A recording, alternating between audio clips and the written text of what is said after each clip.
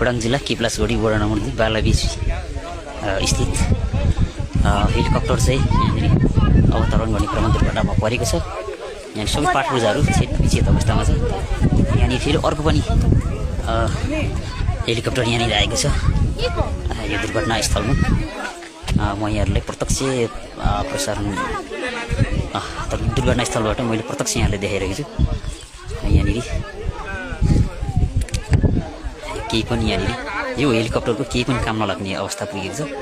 यसको कारण अब यसको प्राविधिक जाँचबुझले यसको अनुसन्धानपछि के कारणले यो दुर्घटना भयो भन्ने कुरा यसको अनुसन्धानपछि निस्किएला। तर यो